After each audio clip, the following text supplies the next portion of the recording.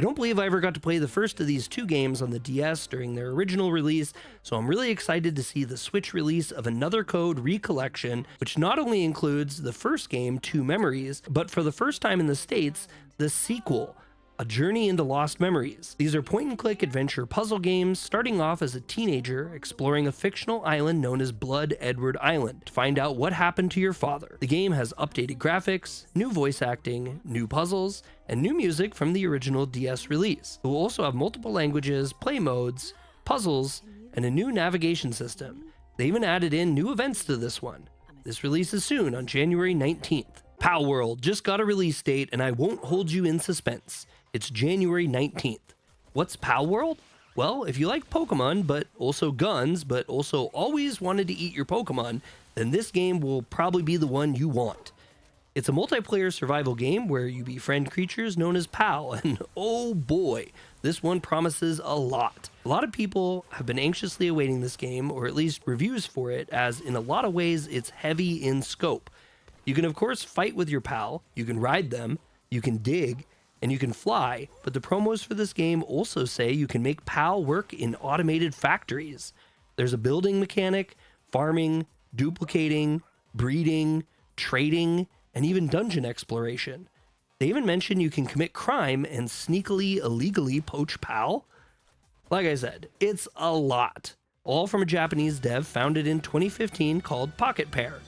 The game looks great, and the characters and monster design are pretty dope from the trailers, so let's all cross our fingers this one meets the mark. In my opinion, one of the best RPG series of all time, Like a Dragon, returns for its 9th title in the series with Infinite Wealth. Unlike other games in the series though, this one takes place primarily in Hawaii instead of Japan, where the story sees our new MC Kasuga and our classic MC Kiryu as they help a friend find his mother. The game returns again to be turn-based with classes and will include a wealth of minigames to no one's surprise.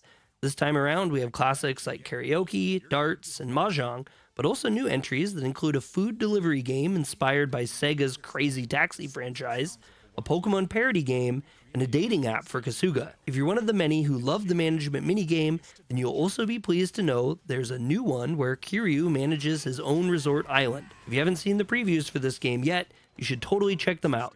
This game looks possibly even more bonkers than others, and it really looks like the devs wanted to focus on maximizing fun. It releases January 25th, and for the first time on our page, I'm planning to finally extensively cover a Yakuza game instead of just mention them. You've seen the memes, and if you have any class, you've played the games too. Apollo Justice Ace Attorney Trilogy is releasing on January 25th for the Nintendo Switch, PS4, Windows, and Xbox One. If you happen to be someone who hasn't seen the objective memes, this game is the 4th title of the Ace Attorney series, which is a visual novel adventure Japanese court game by Capcom. All of these games feature super fun and a bit absurd stories, which you first investigate, then jump into the courtroom to prove your client's innocence, and sometimes even prosecutors' guilt. In this collection, you'll find 3 titles: Apollo Justice, Dual Destinies, and Spirit of Justice. I'm not sure there's a ton of extra content, but it's great to see these titles on modern systems, and there's a few extras like 2 special episodes previously only offered for pre-orders or paid content. There's a charm to be found here, and at the very least, a great time.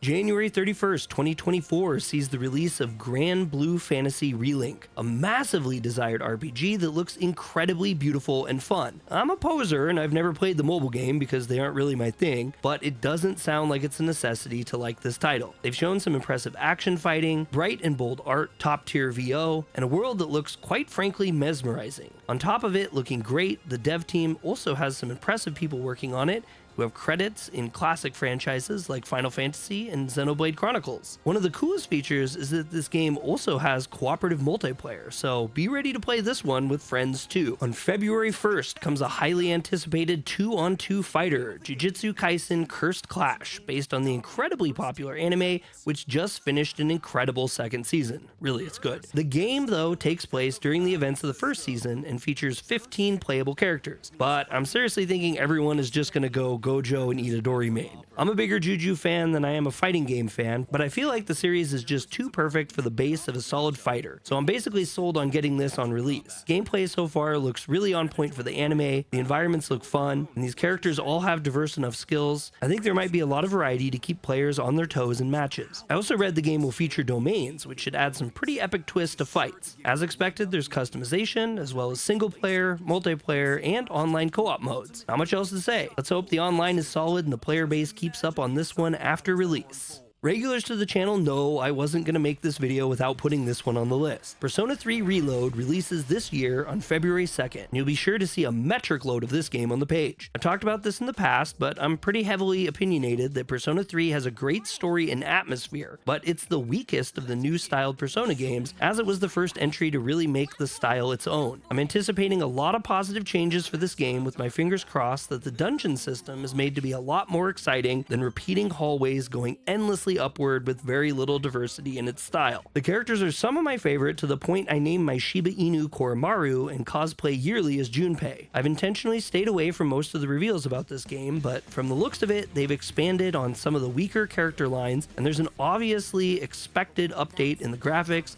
UI, and gameplay. They also changed the music in some ways I'm not entirely sure I'm into, but I expect I'll get used to it when I'm playing. I think this is a great opportunity for fans of the original releases, as well as new players, to enjoy this game, story, and the characters to its fullest. I don't see this game talked about much, but I recently found out a really cool 2.5D tactical game is coming out based on the Goblin Slayer anime/manga/light novel. It's a show that some love and some others see as generic anime, but I honestly think this game looks really cool, and depending on the mechanics, could find an audience outside the series with fans of tactical RPGs. From the video's release, this looks like it's a more modern take on pixel style, and the animations look really fun. The story is set apart from the main series, and as I'm aware, won't require a lot of knowledge from the rest of the franchise to enjoy. The concepts and story of the game are done by the series' original creator, and the character designs by the artist from the original series as well. If this looks up your alley, keep your eyes peeled for its release on February 29th. March starts off with another tactical game, this one developed by illustrious Vanillaware, known for some of the most interesting and iconic games talked heavily about in gaming. As expected from the company, trailers and promo images have shown some incredible and bold art to oogle at as you fight it out on the battlefield. I love how in the videos it shows battles taking place on larger battlefields, but zoom into one-on-one fights with close-up battles showcasing some incredible effects and outstanding art. The scope of the game sounds awesome too, with 60 characters, giant monsters, and as expected, heavenly elements including angels. I'm not the biggest fan of tactical games because frankly I'm pathetic at them, but as I've said 500 times in the last minute, the art style alone makes me really want to give this one a try. The online multiplayer outside of the main game and the ability to choose different difficulties could help this game reach wider audiences also. March 8th is its release date for the PS4, PS5, Xbox, and Nintendo Switch. I didn't get much of a chance to play this one on its original 3DS release, but the HD remaster of The Legend of Legacy might be the opportunity myself and others need to give this tactical RPG a go. Previous reviews of this game note the story is a little light, and the gameplay repetitive, but as I've gotten a bit older, I found sometimes lighter adventures are great to pass the time, and I can find just as much enjoyment in them as heavier, complicated styles. One highlight for me is the music too.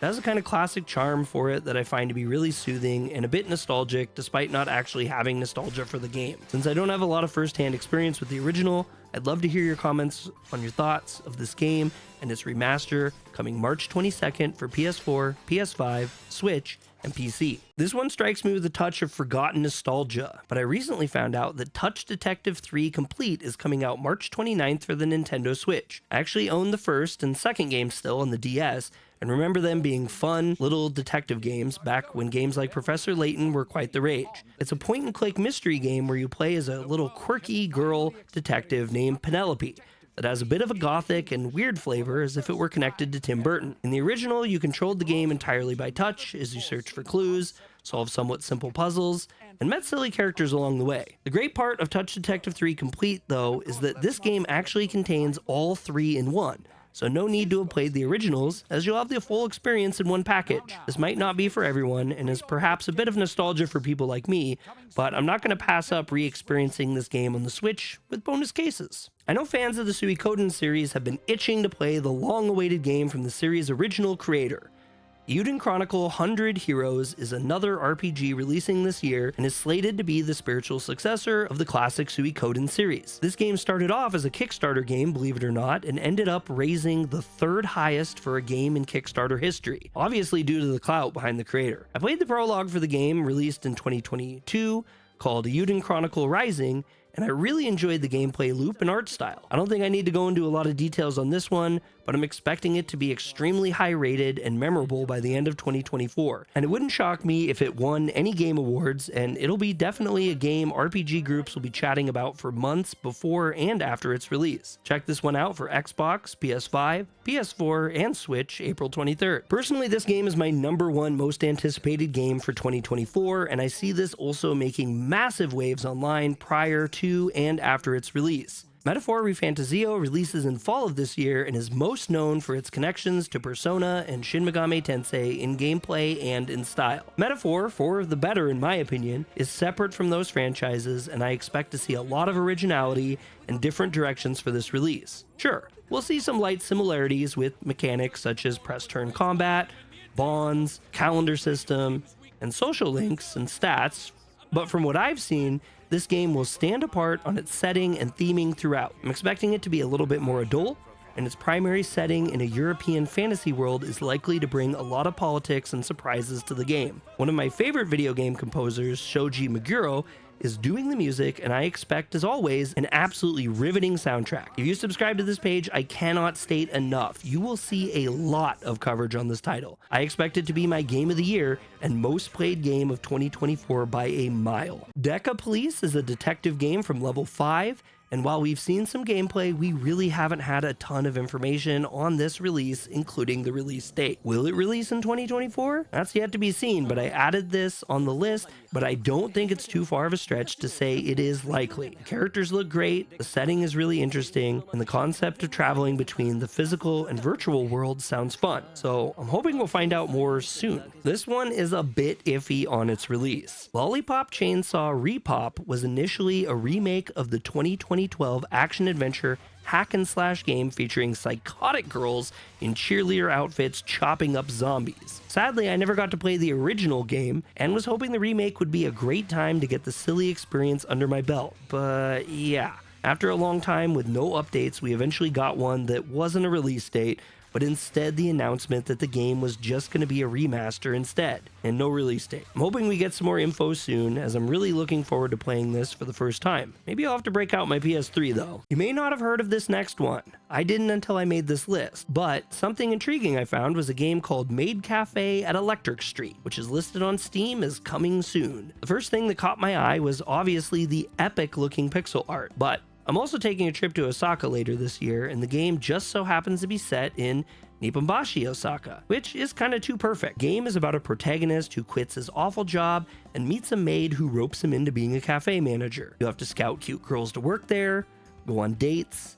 allocate the maids in the cafe, and generally help out in the store to help its success. Sounds like a pretty cute game, and I'm hoping the coming soon changes to a date soon, because I'd really love to check this out and collect all the gashapon in the game, because we definitely need more gashapon in games, right? Spy ANYA Operation Memories is listed as releasing this year, and to be honest, I'm not entirely sure this game is for most viewers of this channel, or even me, as it appears to be geared more towards a young audience. Still, it's Spy Family related, so I wanted to at least mention it. It's a 3D adventure game where you play as ANYA, who is working on a photo diary for school. In the game, you'll play mini games, explore the world and the people in it, and dress up in various costumes. Sounds like there's at least 10 outings to go on in the game, and it's likely to offer a cute experience for you, or really more likely your child if you have one. There's also a few games that offer offline multiplayer. I'm not super sure I'll get this one, but let me know what you think about it. My biggest disappointment of 2023 was making my favorite video of all time and having it be a runaway success for the channel